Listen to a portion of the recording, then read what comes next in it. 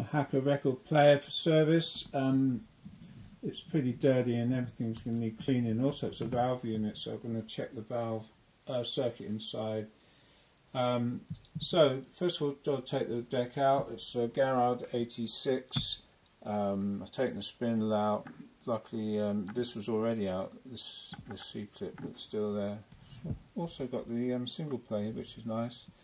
There's just 4 screws around the outside you unscrew, and then you can carefully lift it up. Hacker's pretty good actually, because it's got connectors inside, so you can disconnect everything. Down here you've got this connector which I've already unplugged to the motor, and then you've got connectors going to the amp out valves around the back, and you've got a connector here for the controls on the side, and there's also a connector here which is the mains going to the on-off switch. So it's very nice. You can just unplug everything. So you can unplug this wire here, and then you can just lift the deck out like so, and then you can set that aside for servicing while you carry on doing the inside. Just briefly looking at this, a lot of corrosion on everything, but TCC capacitors are normally okay. I've checked these electrolytics, and I've got to look at the valve around the back of the here. Little sticker down here that says ECL86, so that's that'd be the triopentode output valve. So that's at least we know that's one of the valves what it uses. It's got a serial number here too. It's not very relevant to me, but it was obviously useful. Well, here's the name of the unit here. It's a Cavalier, and this big thing here probably held the round thing that you put in if you had 45s, so the middles have been knocked out. Unfortunately that's missing. Don't normally need it. Most records don't have the middles knocked out unless you bought them from a jukebox. Though you still can get hold of those if you ever needed one.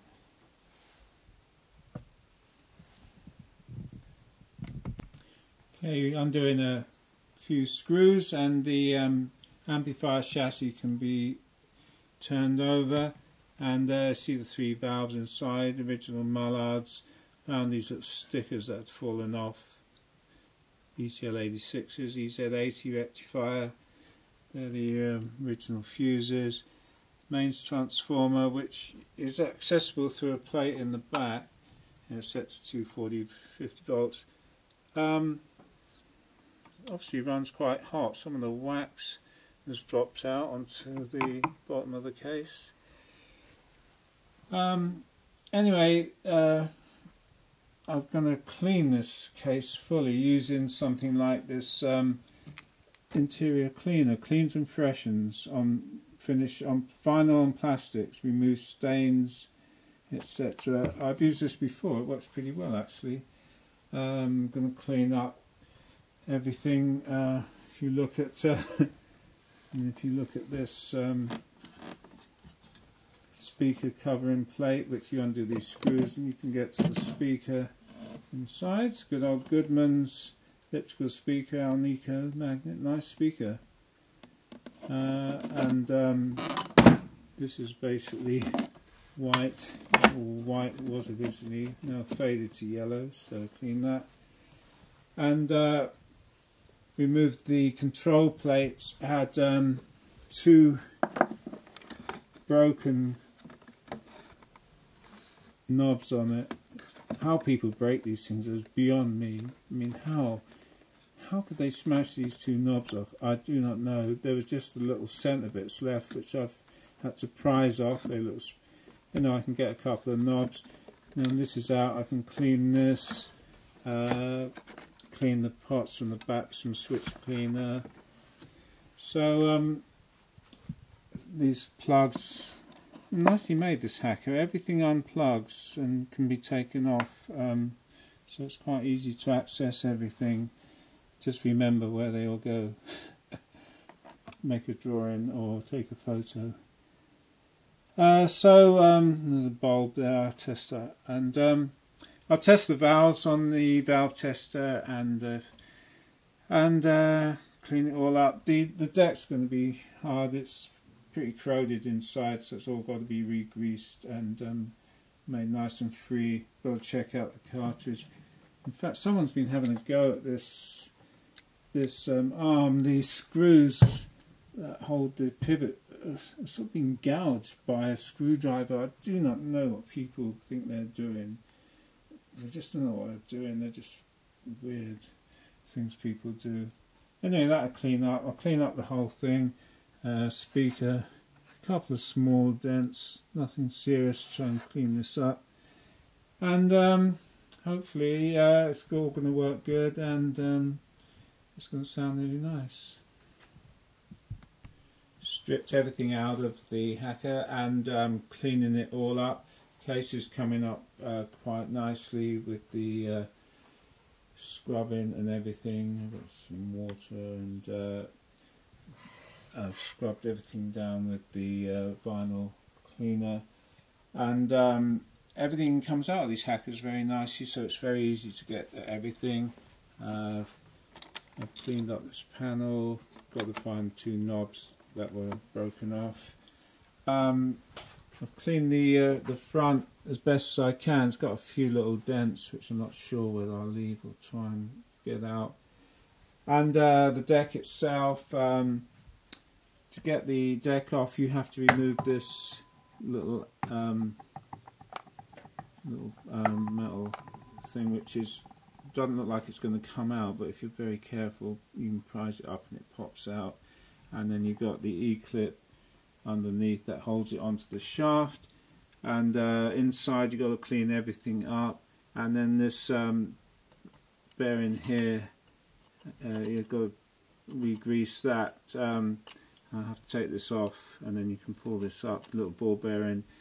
And using some really nice slippery grease on everything. I use this. It's a very slippery and quite thin, but not like won't run off. And grease everything up. Check the rubber wheel, still quite flexible. Check, clean the edges with some rubber cleaner, and make sure it's got no dents. And grease out all the connections, the motor mounts, little rubbers here, seem okay. And clean this up the best I can. I use this Pampers type of wipe one.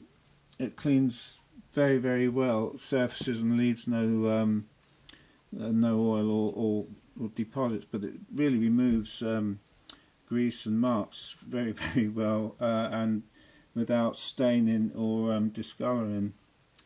So this is all cleaned up very well. Taken the head off. The head, I'm going to change the head to a stereo pickup. This is only a mono one. There's the weight off the back. The little plate from the back of the speaker, all the bits and bobs. I'm going to turn this over and do all the greasing on the back. There's the amplifier. Check the valves and any components. It's all looking good. And put it back together again, so everything's progressing okay.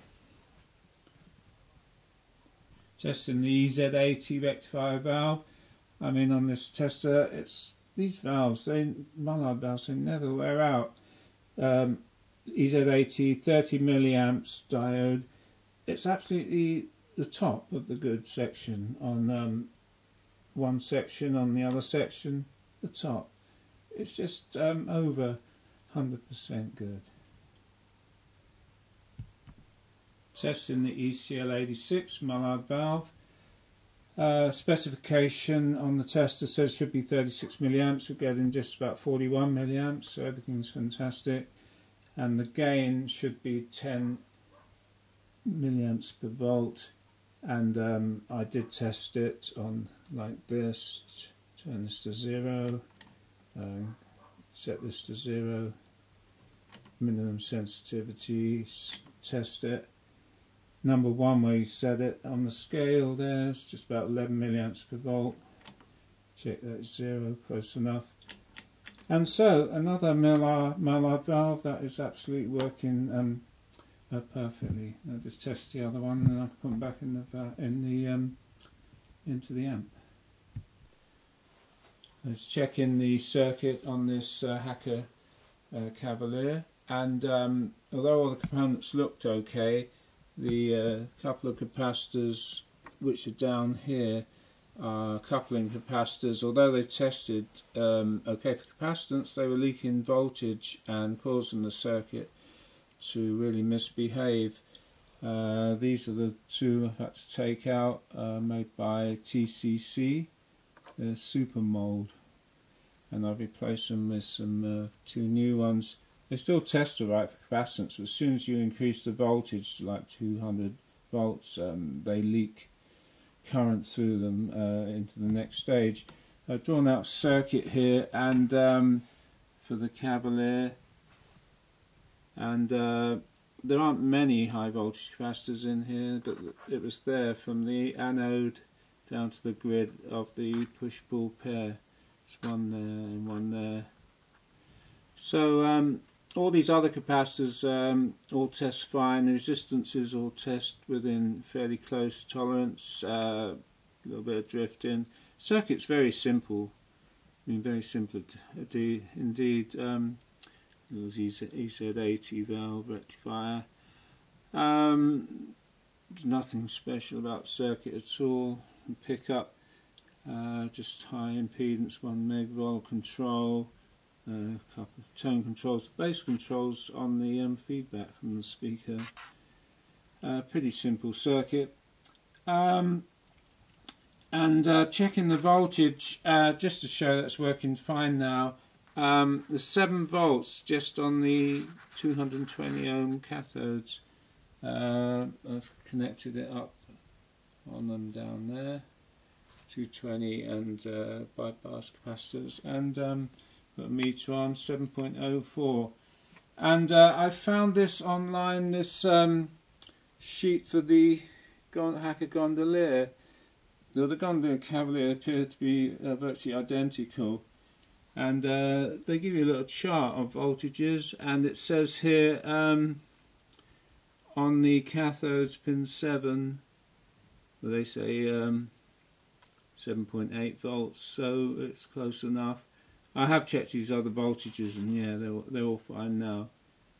Before I changed the capacitors, they were like, it was drawing a lot of current through through the output pentodes because of the voltage on the grid, so it's all fine now. Next thing I've got to do is fit a decent cartridge in it, and I've greased up all the deck and everything, and put a decent cartridge in it, and then start checking it for sound. The Hacker Cavalier. The original knobs have been broken off, and I found these nice clear chicken head ones, which, because the light shines through, because they're transparent, they look really nice, and they really look apart. So I put 3 of them on to replace the old broken ones. This is almost finished now, this one. I put in a new BSR SC12M cartridge, and which is very lightweight compared to the one that took it out. So I managed to get the tracking weight by moving this all the way up to the end to about 3 grams. I think it's supposed to track up to 5 grams, but it seems okay at the moment. All the mechanism is working okay.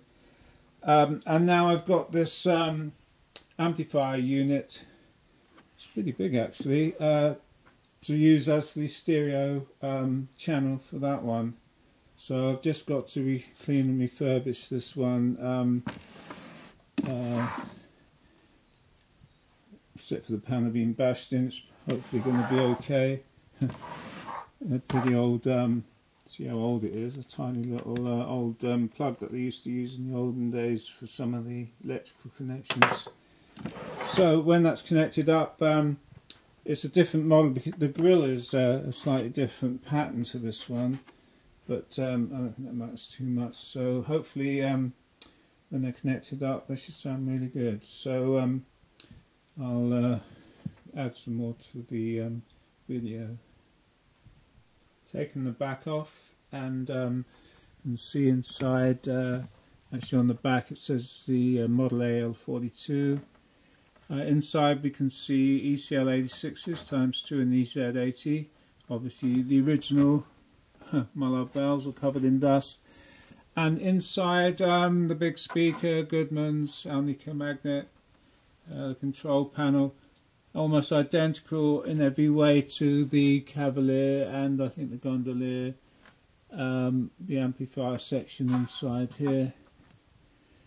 I can see it's got some nice Mullard capacitors which are good quality, and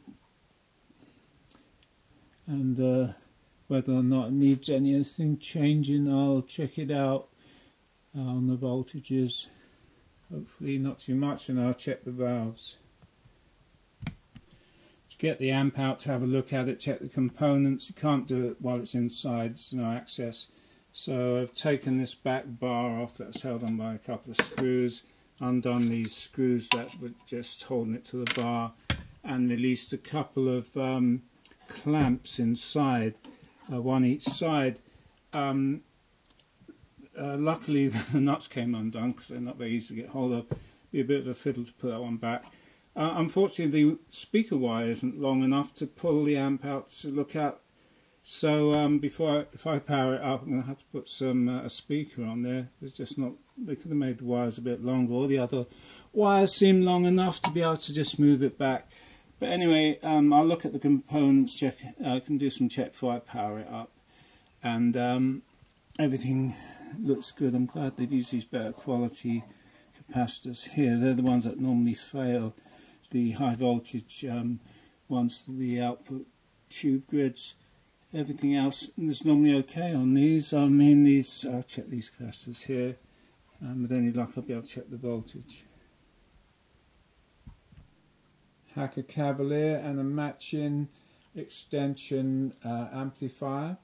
Both of these are valve amps. In fact, the valve amps in them are identical, even though this one was called a slightly different model because they changed the grill. But the amps are identical in them, as are the speakers. Now the knobs on these were all broken off, so I've replaced them by some see-through ones which just seem to work really nicely. They've got pointers on them and the lights shine through and they look really nice, so I've done the same on both. And they've cleaned up nicely, just a few marks on the grills.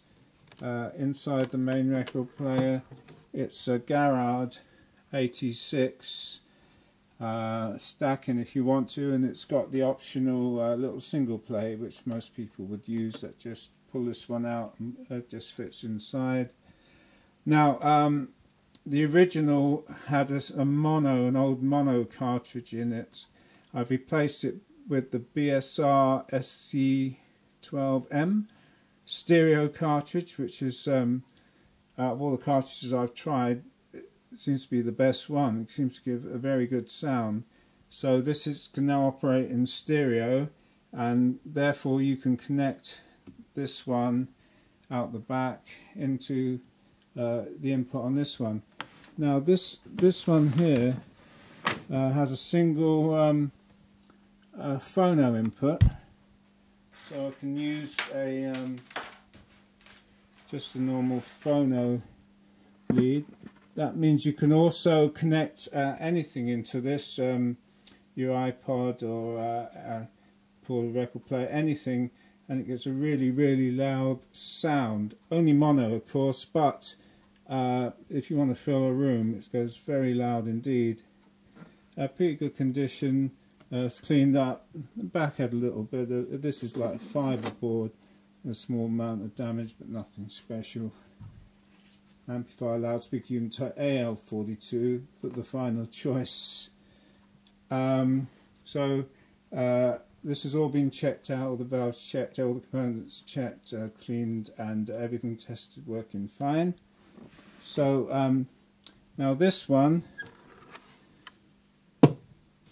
around the back of this one, if I can just twist it round for you, you've got a little panel here. Again, you can feed into this one if you want, and but for the stereo out, you plug into there.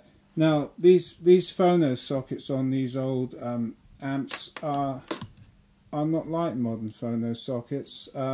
They've got an extra long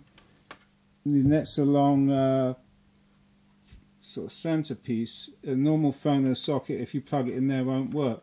So I've got this one with an extra long centerpiece, because what it does, when you plug it into the stereo output, there's a little switch on this phono socket inside. It switches off the left channel or right channel, not sure which one, and then it feeds it into the other amp. So you plug that in there and it switches it. If you wanted to feed something in there, you'd have to use this lead as well, because if you just put a phono socket in there, it won't work. So this amp's pretty good condition, very small amount of rust on the screw heads. The cabinet's cleaned up nicely. All valve, as I said, all the valves been checked all over, and everything fixed inside, lubricated up. It's just, everything's working just fine. I'll just demonstrate. So it's 45 RPM. I put 3 singles on here. I guess these days no one would actually stack records up and let them drop. You probably play an LP on here. Now I've got to find a record that YouTube won't pull for copyright reasons. I'm afraid the only one I've got is this old sort of shadow sort of music. Anyway, the auto works. Just make sure it's not jammed. This has got nice bearings on this arm. Removable head. You can unscrew that if you want to take it off. And look at the cartridge will clean the diamond. As I said, this is a new old stock. It's not a Chinese copy cartridge. This is actually an original BSR with diamond stylus, and sounds really good. Playing weight, you adjust it on this little slider. I've adjusted the playing weight up and down. I've set it about 3 or 4 grams. I'm not sure what exactly the best playing weight is, but if you set it too light, it can skip a bit. But I mean, it sounds good to me. I'll show you the auto playing. Put a 45 on, and normally you'd use a single stacker probably, so just put 45 on. And with all these players, they sound best with the case down for bass. And I'll turn up the volume in here. Turn up the treble.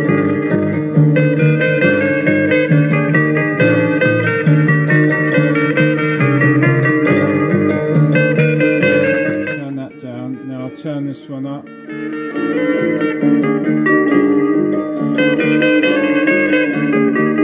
That's the treble and bass.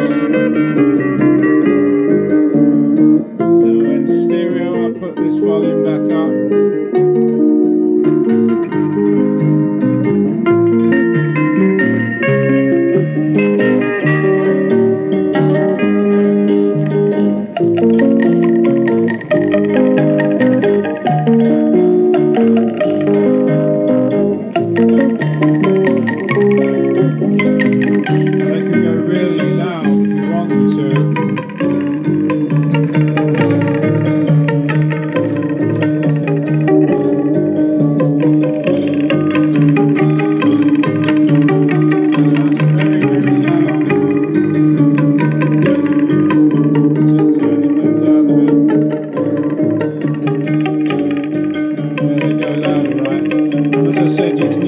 want to plug in something else into it if you want.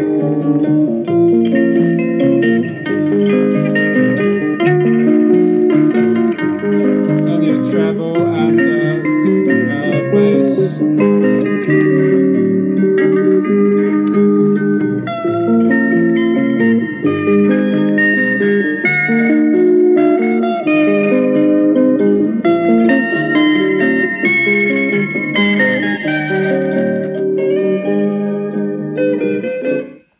Turn them down, turn this one.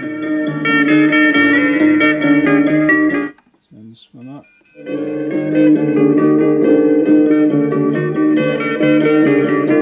Treble on that.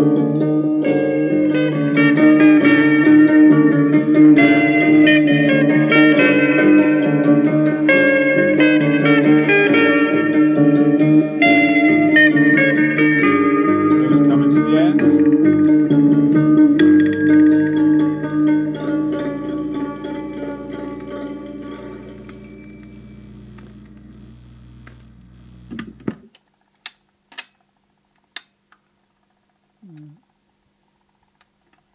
And off. This, you can push this down, it locks in place so that if you want to move it so it doesn't fly about. There's a thing up the back here, if you coil the cable up, and I think you can stick it in there, the mains cable. And if you're going to transport this, you screw these screws down under there and there.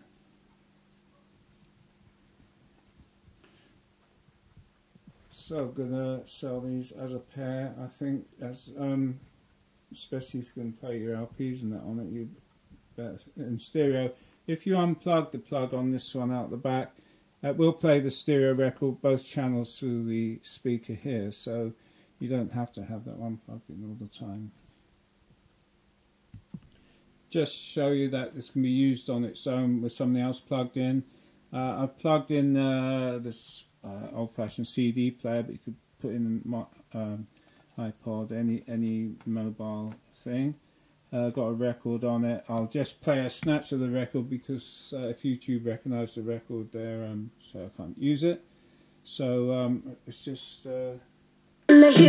Pumps always up your boots, representing all the women. Salute, so ladies all across the world, listen up, we're looking for recruits. If you're with me, let me see your hands. Stand up and salute. Get your killer heels, because pumps all lace up your boots, representing all the women. Salute, salute, it's who we are. We don't need no.